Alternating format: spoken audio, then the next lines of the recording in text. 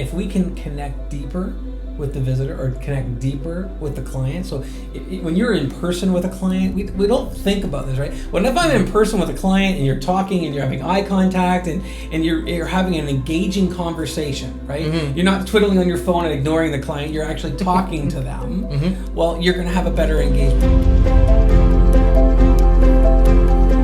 This video is brought to you by Sweet Success at ESS Direct.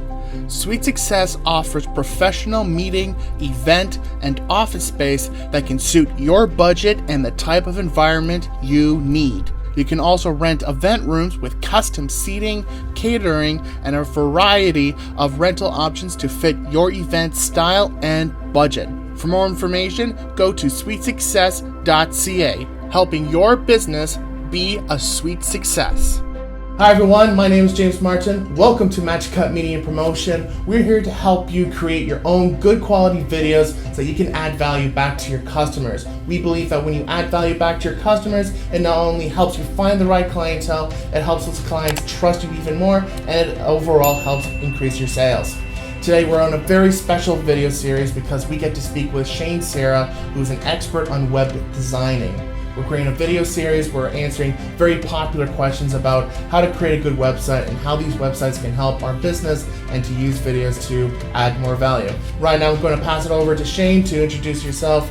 So again, thank you Shane for coming on board. Hey, thanks James. I'm glad to be here. So my name is Serra. I own a company called Webexpertz and we build websites, but we don't just build normal websites. We build websites that are kind of sexy, that build emotion, that build results. So as a title, I go by as a digital sales strategist because at the end of the day, it's not about just building something pretty. It's about saying something that's actually going to sell. So we build sales funnels in everything that we do, from the website to the content marketing strategy to the SEO and even paid search strategy. So we build a funnel on everything. And as well as because we have great analytics, we also build funnels based on your offline as well. So whatever you're doing on print or anything else, all this contributes. So thanks. I'm glad to be here. We're going to talk about web designs and sales funnels and great, and I'm just looking forward to it. So let's get started. Fantastic. Coming up. So going back to whether it comes down to video, blogs, any form of written content or audio like podcasts, which one of those does better? Which should we prioritize for our websites? Well, with websites, content is king. Mm-hmm. Right, so we want content. So specifically, we want to add to your index, add to your actual triangle of your site where your homepage is at the top, and we want to add good quality content that would be perceived from a crawling base that it's relevant content. Now, click-throughs, time on page, some of this information would be helpful. Google or a search engine would look at it and see, oh, that content must be relevant because they actually stayed on that page and watched that video or listened to that podcast. So, but different clients will have different, like some clients may not listen to podcasts, some may. Some clients might listen to video. Now, video itself is probably good all around. I think it has, because it gets all the different senses going. Mm-hmm. So video, I find, is probably one of the most important ones. But having the content on your page helps create relevance. But we're putting the content on that page to help expand our SEO search, as well as content that you can share socially as well, that if they watch it or if they click on it, it will bring them back to the website and we can help them back into our sales funnel, because that's the goal. We're putting in content to answer questions. We want to put content out there that will help build relevance for our customer. So if you look at the sales process of a client and they usually have these top 10 questions, then we want content that will answer those top 10 questions. So when they Google search that question, your video comes up, or they Google search that and the podcast comes up, right? And then they can engage at whatever technology they prefer. Right? Mm-hmm. So, from a social or an we want to use different technology, because that way the clients have a choice of, I want to use a podcast or a video or a white paper or an article or, something like that. They give the client the choice by putting the content out there. But always, everything that you're putting out there, the goal is to bring them back to the website. So you want to put that information, you want that content out there, but you also want them to come into your sales funnel. You're doing it so they'll engage and they can help you.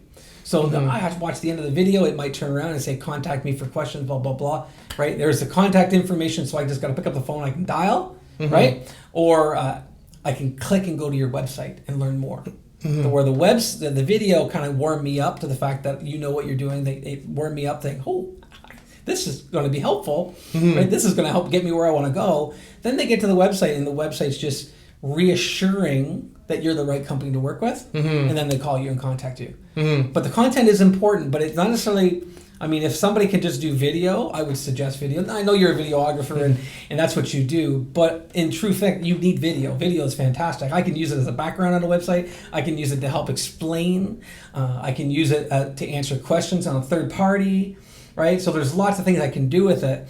But it's really, when you look at your client, what type of content they will use. If they're podcasting and they love listening to podcasts, then so be it. Like, feed it out. If they like video and you see some analytics that they're watching your videos, then obviously keep pushing video out. That's great. It answers questions from the website. We just want more pages that are relevant so we can show Google or search engine that, hey, our website's growing. It's growing relevant for the search phrases that we told, our seed phrase that is the website it's about. And the combination, they both work.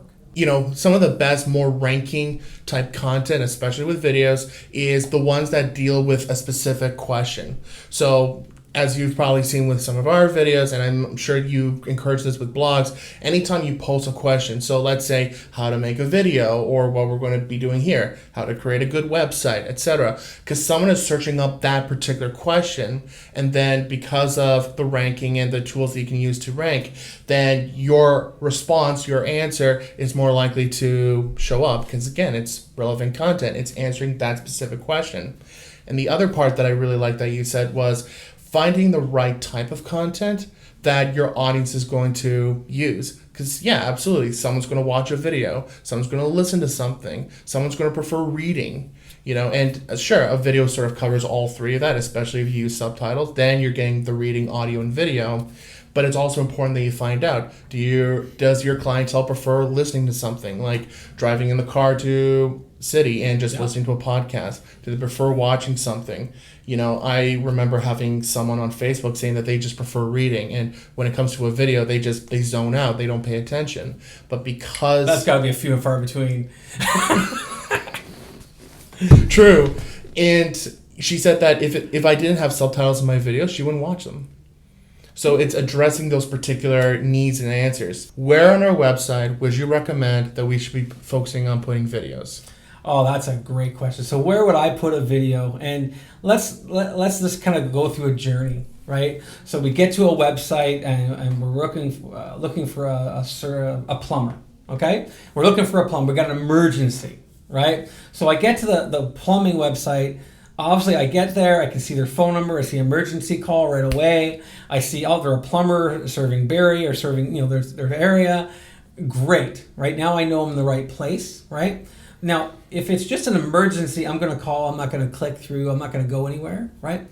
But if it's like I'm thinking about winterizing my cottage, right? And I need to winterize the plumbing, then, when I get to that homepage, first off, I might search for winterization of a cottage, and then I'm not going to get their homepage. I'm going to get an inner page about winterizing a cottage, right? And the best way for me to absorb that content is I might turn around and have a video right front and center that's going to talk about, hey, are you trying to winterize your cottage? And it's Joe Plumber sitting at a cottage, right? And he's going to talk about, hey, listen, when you're winterizing a cottage, you need to think about these three things. And most people forget about this last one, right? And all of a sudden you're listening to that video going, okay, I can do this, right? And that might help you decide to do it yourself. On the other side, what happens is people will watch that video and they're going to go, you know what? I really don't think I should be doing this myself. I think I need to hire a professional. Now, who are you going to hire? Well, this guy sounds like a professional. He's giving you professional advice. Your first impression is, I'm going to call this guy. Because what he told me in the video makes sense, right? And so that was actually embedding the actual video, telling people what you do and how you do it right front and center. So having a video within that sales process can help obviously improve your conversion. Content, a video, honestly, I put video front and center. I think if everybody had a web page that started off with a video, And it doesn't have to have the video embedded on the page. It could be just a picture of the video, right? And clicked, and they click onto it and it opens up larger, right? So it's not taking up too much real estate space. Again, I don't want to take up real estate space just for the video, and the client may not want to watch it. So I want to make sure the real estate's relevant, right?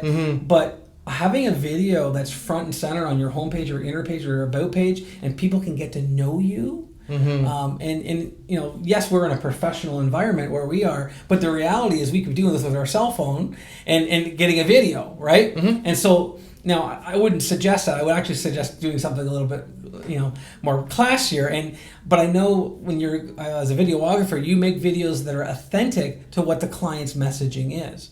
So it might not be a studio room, it might be at a cottage, right? Where you don't need like all the special lighting. We got a good video camera, we got a good editor that can edit and make it look professional. So if you hiccup or if you make a mistake, you can fix it. So you need a professional, but we don't need a professional set. So everybody that you talk to, any website, if you have content on that homepage that's really going to help engage that customer to a deeper connection with you, I say put the video front and center. Having the video in blogs and articles and stuff like that, by all means, will help. Because if people are searching problems, those pages can come up, and it could be a good video that could help warm up. For example, we go back to our plumber. I'm looking for winterizing tips, and maybe you did a video on winterizing a cottage, things to know. Right? So you turned around and you went to this plumber guy, you videoed it and captured the story about how to winterize your property and things you should be checking or things you should be doing, right? So the customer Googles the problem, the video shows up in search as a web page, right? Then they click on that web page, they watch the video, and they say, do you want to do it yourself or do you want a professional? And they say, I want a professional, and they click. Now they're going to the actual sales funnel page on the website. So having the content front and center on the actual pages themselves can aid in the conversion process and build relevance and emotion. But having it on a blog article is the same effect. So both are really important. And you know what? I mean, we've been talking so much about helping customers and relativity and adding value. And you know what? There's not even anything wrong with creating a video here and there that even talks about your services. And having a website on your homepage that introduces who you are and the stuff that you do. We just recommend that you don't do it all the time. That there is a good balance between adding value versus sort of here's who we are and asking for the sale. Because there are multiple studies that show that a lot of people prefer getting to know a business or a product through a video and are more likely to purchase from that service or product after watching a video. Well, you know what? It's human behavior, right? If we turn around and if we can connect deeper with the visitor or connect deeper with the client. So when you're in person with a client, we don't think about this, right? When if I'm in person with a client and you're talking and you're having eye contact and you're having an engaging conversation, right? You're not twiddling on your phone and ignoring the client, you're actually talking to them. Well, you're going to have a better engagement.